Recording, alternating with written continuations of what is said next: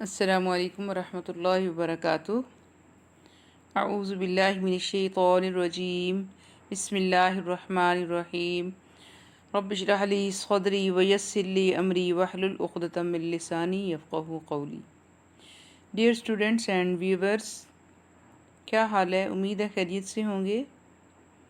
اللہ تعالیٰ آپ سب کی حفاظت فرمائے۔ بچوں، سورۃ البقرہ ہمارا سورۃ البقرہ جاری ہے۔ رکوع نمبر 2 کل ہم نے شروع کیا تھا اور آیت نمبر 16 تک ہم نے پڑھا تھا۔ آج ہم نے آیت نمبر 17 تا 20 کا ترجمہ و تفسیر پڑھنا ہے۔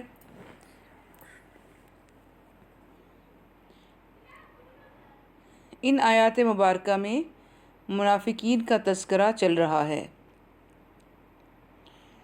تو کل ہم نے منافقین کی اقسام اور علامات پڑھی تھیں، اور آج کے آیات میں منافقین کے بارے میں 2 مثالیں بیان کی گئی ہیں۔ ٹھیک ہے، وہ آیات ہم نے پڑھنی ہیں۔ آئیے ترجمہ اور تفسیر دیکھتے ہیں۔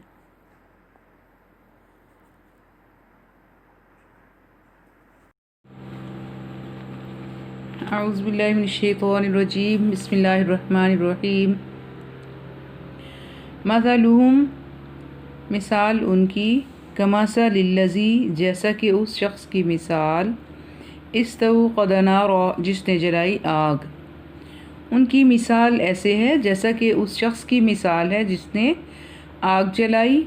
فلما اضاءت ما حولہ، فلما، پس جب، اضاءت، روشن ہو گیا، ما حولہ، اس کا ماحول، پس جب روشن ہو گیا اس کا ماحول یا ارد گرد، ذہب اللہ بنورہم، تو لے گیا اللہ تعالیٰ ان کا نور، ان کی روشنی، وترکہم فی ظلمات لا یبصرون، اور چھوڑ دیا ان کو، ترکا، چھوڑ دیا، ہم، ان کو، فی، میں، ظلمات، اندھیرے، لا، نہیں، یبصرون، وہ دیکھ سکتے۔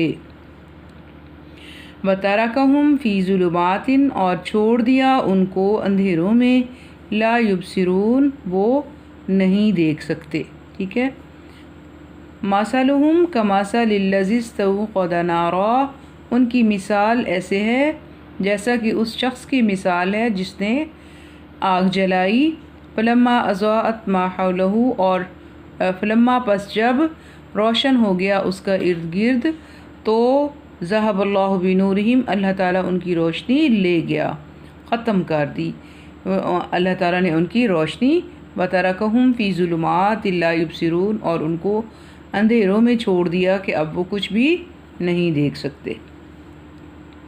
صُمٌّ بُكْمٌ، بہرے ہیں، گونگے ہیں، عُمْیٌ، اندھے ہیں، فَهُمْ لَا يَرْجِعُونَ، پس وہ نہیں لوٹنے والے، پس وہ نہیں لوٹیں گے۔ صُمٌّ بُكْمٌ، بہرے ہیں، گونگے ہیں، اندھے ہیں، عُمْیٌ، اندھے، فَهُمْ لَا يَرْجِعُونَ، وہ نہیں لوٹ سکیں گے۔ او، یا، یعنی اب یہاں سے دوسری مثال بیان کی گئی ہے۔ او، یا، کَصَیِّبٍ مِّنَ السَّمَاءِ، یا جیسا کہ بارش آسمان سے، فیہ، اس میں، ظلمات، اندھیرے ہیں، ورعد، اور کڑک ہے، وبرق، اور بجلی ہے۔ یا جیسا کہ بارش کے اس میں اندھیرے ہیں اور کڑک ہے اور بجلی ہے۔ یجعلون اصابعہم، وہ ڈال لیتے ہیں اپنی انگلیاں، فی آذانہم، اپنے کانوں میں، من الصواعق، من الصواعق، کڑک کے ڈر سے، حذر الموت، موت کے خوف سے۔ واللہ محیط بالکافرین، اور اللہ تعالیٰ گھیرنے والا ہے کافروں کو۔ یکاد البرق، قریب ہے کہ بجلی، یخطف ابصارہم، اچک لے ان کی آنکھیں، کلما اضاء لہم، پس جب کبھی ان کے لیے روشنی ہو جاتی ہے، مشوا فیہ، تو وہ اس میں چلنے لگ جاتے ہیں۔ وَإِذَا أَظْلَمَ عَلَيْهِمْ، اور جب اس میں اندھیرا ہو جاتا ہے، قاموا، تو وہ کھڑے ہو جاتے ہیں، یعنی جب روشنی ہو جاتی ہے تو وہ چلنے لہم مشوفی، وہ اس میں چلنے لگ جاتے ہیں، اور جب اس میں اندھیرا چھا جاتا ہے تو وہ رک جاتے ہیں۔ وَلَوْ شَاءَ اللَّهُ لَذَهَبَ بِسَمْعِهِمْ، اور اگر چاہتا اللہ تعالیٰ تو لے جاتا ان کی، یعنی چھین لیتا، لے جاتا ان کی سمعہم سماعت، یعنی سننے کی جو قوت ہے، سنوائی یعنی قوت سماعت، و ابصارہم، اور ان کی بصارت یعنی آنکھیں۔ ان اللہ علی کل شیء قدیر، ان بے شک اللہ علی کل شیء ہر چیز پر قدیر قادر ہے، بے شک اللہ تعالیٰ ہر چیز پر قادر ہے۔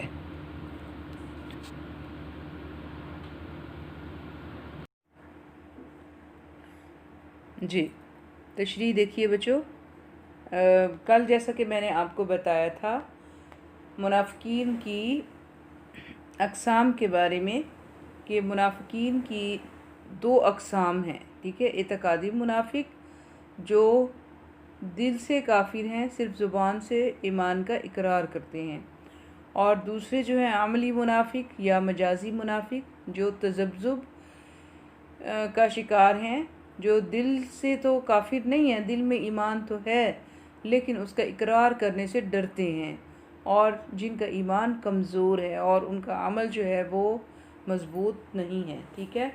اچھا، اب یہاں پر مثلہم کمثل الذی استوقد نارا، مثال ان کی جیسا کہ اس شخص کی مثال جس نے آگ جلائی۔ تو اس مثال میں سب سے پہلے منافقین کی پہلی جو قسم ہے اس کی وضاحت کی گئی ہے، کیونکہ ابتدا میں جب مدینہ میں آپ صلی اللہ علیہ وسلم نے ہجرت فرمائی تو اس وقت وہاں پر جو منافق تھے وہ کون سے تھے؟ سب سے زیادہ وہ منافق تھے جو دلی طور پر اسلام کے شدید دشمن اور قطعی منکر تھے، اور ان کے دلوں میں طلب حق بالکل نہیں تھی، یعنی وہ دل سے کافر تھے، صرف دنیاوی حرص و طمع کی بنا پر زبان سے اپنے آپ کو مسلمان تو کہہ دیتے تھے لیکن حقیقت میں وہ کافر تھے، ٹھیک ہے۔ تو یہاں پر انہی لوگوں کی مثال بیان کی گئی ہے کہ اللہ تعالیٰ نے فرمایا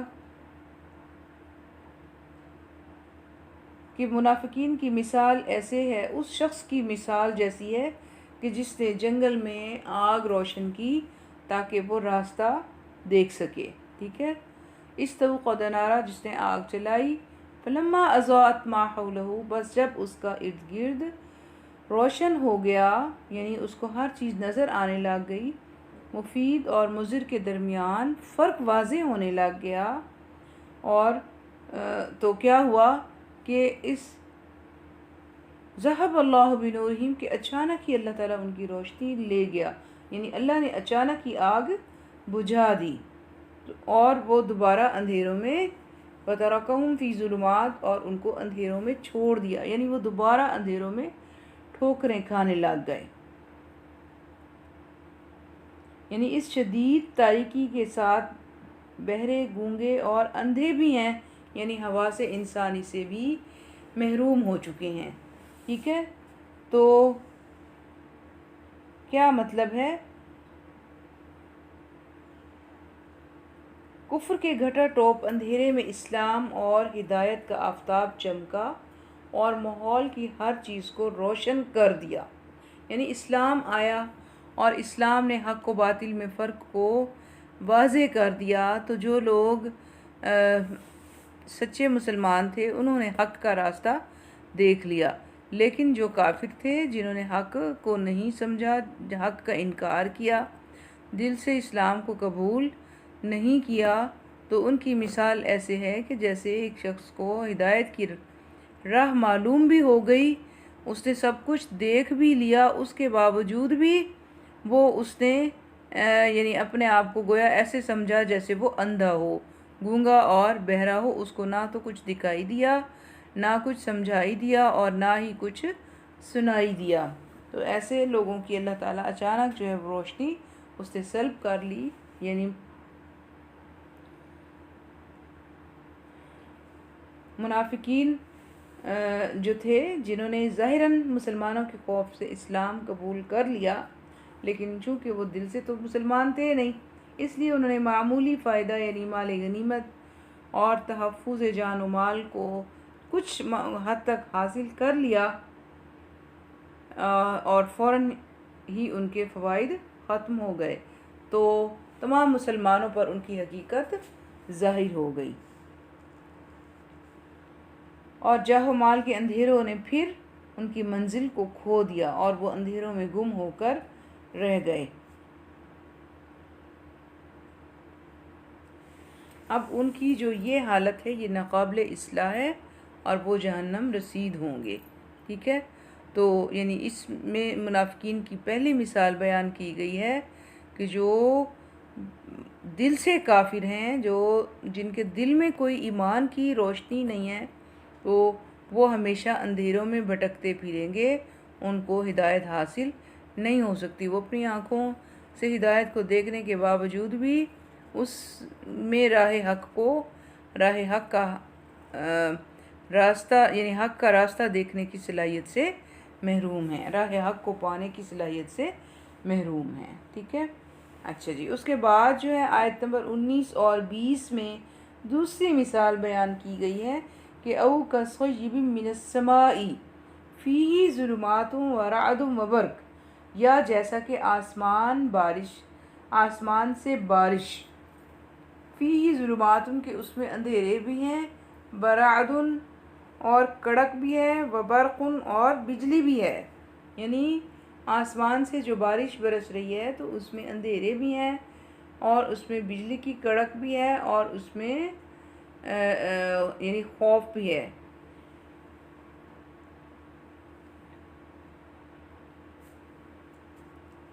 اب اس مثال میں منافقین کے دوسرے گروہ کا ذکر ہے جو اسلام کی حقانیت کا قائل تو ضرور ہے، لیکن مصائب و مشکلات سے پریشان ہو کر اور آزمائشوں کے وقت اسلام کو چھوڑ دیتا ہے۔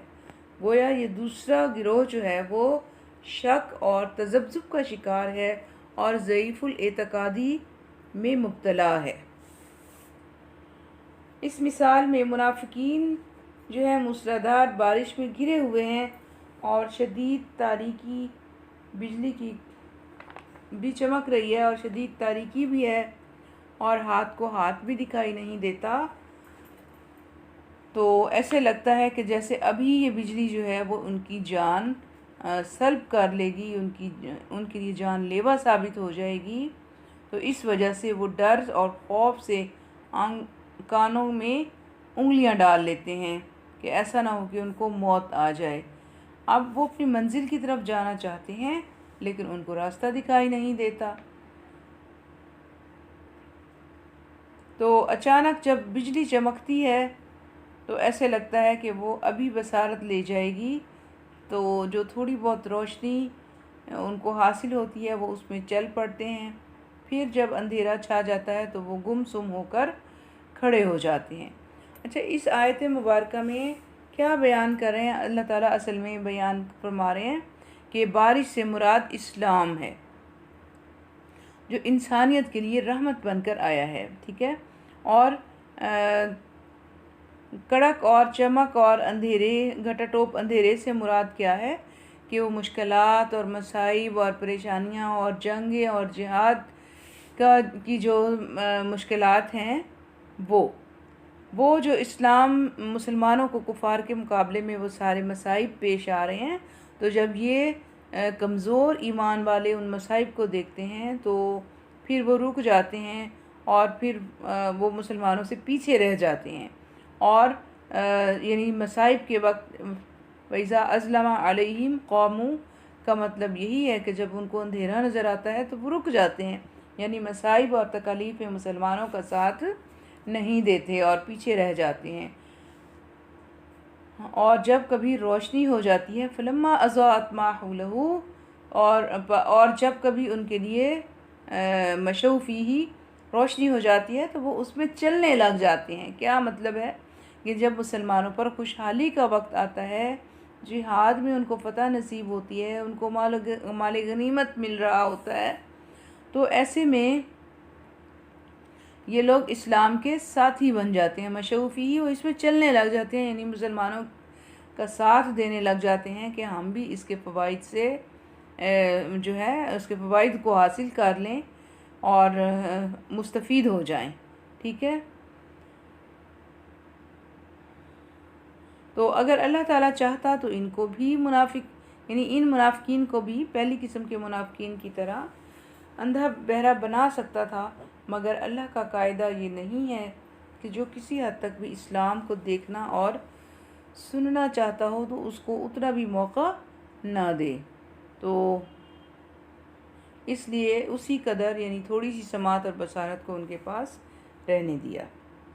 متقی، کافر اور منافق تینوں کی حالت کا فرق بتاتے ہوئے نبی کریم صلی اللہ علیہ وسلم نے فرمایا، یعنی ہم نے 3 گروہوں کا ذکر پڑھا ہے نا، سب سے پہلے متقین کا ذکر پڑھا، پھر کافرین کا ذکر پڑھا اور پھر منافقین کا ذکر.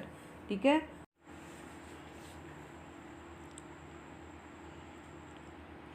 ایک حدیث میں نبی کریم صلی اللہ علیہ وسلم نے متقی، کافر اور منافق کے دل کی حالت کا فرق بیان کرتے ہوئے فرمایا کہ دل 4 قسم کے ہوتے ہیں. ٹھیک ہے، ایک تو صاف دل جو روشن چراغ کی طرح چمک رہا ہے. ٹھیک ہے، اور دوسرا وہ دل جو غلاف آلود ہیں، اور تیسرے وہ دل جو الٹے ہیں، اور چوتھے وہ دل جو مخلوط ہیں. تو آپ فرمایا کہ پہلا دل تو مومن کا ہے جو پوری طرح نورانی ہے. کیا مطلب ہے کہ پہلا دل جو ہے وہ مومن کا دل ہے جو پوری طرح نورانی ہے، یعنی جس کے اندر نور ایمان بھرا ہوا ہے. ٹھیک ہے، اور جس شخص کے اندر نور ایمان ہے وہ حق کو قبول کرنے کی بھرپور صلاحیت رکھتا ہے، اور وہ اللہ اور اس کی وحدانیت کا بھرپور اقرار کرتا ہے، اور وہ حق کو بہت جلدی پہچان لیتا ہے، اور وہ کبھی بھی گمراہ نہیں ہو سکتا، وہ اپنے راستے سے نہیں ہٹ سکتا. وہ دل جو ہے وہ صاف دل کس کا دل ہے؟ مومن کا دل ہے. اور دوسرا دل جس کے بارے میں کہا گیا کہ وہ غلاف آلود ہیں، وہ کافر کا دل ہے. یعنی جیسے کافر خود بھی قرآن پاک میں اللہ تعالیٰ نے قرآن پاک میں فرمایا، کافر کیا کہتے ہیں؟ وَقَالُوا قُلُوبُنَا غُلْفٌ، اور انہوں نے کہا کہ ہمارے دل تو پردے میں ہیں. کیا مطلب ہے کہ ہمارے دل پر پردہ چڑھا ہوا ہے، ہمارے دل کے اوپر غلاف چڑھے ہوئے ہیں، یعنی ہم حق کو قبول نہیں کر سکتے. جو علم ہمارے اندر موجود ہے ہمارے دل میں، اس کے علاوہ اب کوئی اور علم، کوئی اور جو ہے عقیدہ ہم اس کو قبول نہیں کر سکتے. ایسے دل جو ہیں جن کے اوپر پردہ پڑا ہوا ہے، جن کو حق سجھائی نہیں دیتا، سمجھائی نہیں دیتا، دکھائی نہیں دیتا. ٹھیک ہے، جو حق کو نہیں سمجھ سکتے. اور پھر فرمایا کہ تیسرا دل جو ہے وہ کون سا ہے؟ وہ الٹے دل ہیں. کیا مطلب ہے کہ تیسری قسم کے دل جو ہیں وہ منافقین کے دل ہیں. خالص منافق وہ لوگ جو دل سے کافر ہیں اور صرف زبان سے جو ہے وہ اسلام کا اقرار کرتے ہیں، یعنی دل جو ہے ان کا کافر ہے اور ظاہری طور پر اپنے آپ کو مسلمان کہتے ہیں. ٹھیک ہے، ایسے دل جو ہیں وہ کون سے ہیں؟ جو الٹے ہیں. اور چوتھی قسم کے دل کے بارے میں فرمایا کہ وہ مخلوط ہیں. اب وہ کون سے دل ہیں؟ جس میں ایمان اور نفاق دونوں جمع ہوں. جیسے ہم نے دوسری مثال میں پڑھا تھا کہ جو کمزور ایمان کے مالک ہیں، جو ضعیف الاعتقاد ہیں، جو شک اور تذبذب کا شکار ہیں، کہ جب مسلمانوں پر اچھا وقت آتا ہے تو مسلمانوں کے ساتھ مل جاتے ہیں، اس وقت ان کا ایمان غالب آ جاتا ہے اور وہ اپنے آپ کو مسلمان کہنے لگ جاتے ہیں، اور جب اسلام پر مصائب اور تکالیف کا وقت آ جاتا ہے تو وہ بھاگ جاتے ہیں اور وہ انکار کر دیتے ہیں. ان کے دل جو ہیں وہ تذبذب کا شکار ہیں، شک و شبے کا شکار ہیں، تو وہ گھبرا جاتے ہیں، مصائب اور تکالیف سے بہت جلد گھبرا جاتے ہیں.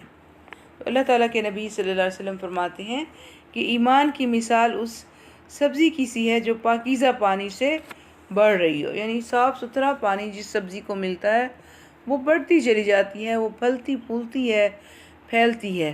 لیکن نفاق کی مثال اس پھوڑے کی طرح ہے جس میں خون اور پیپ جو ہے وہ بڑھتا ہی چلا جاتا ہے، ٹھیک ہے نا؟ یعنی اس کو پھوڑے کو جو ہے وہ خوراک کس چیز کی ملتی ہے؟ خون اور پیپ کی ملتی ہے، ٹھیک ہے۔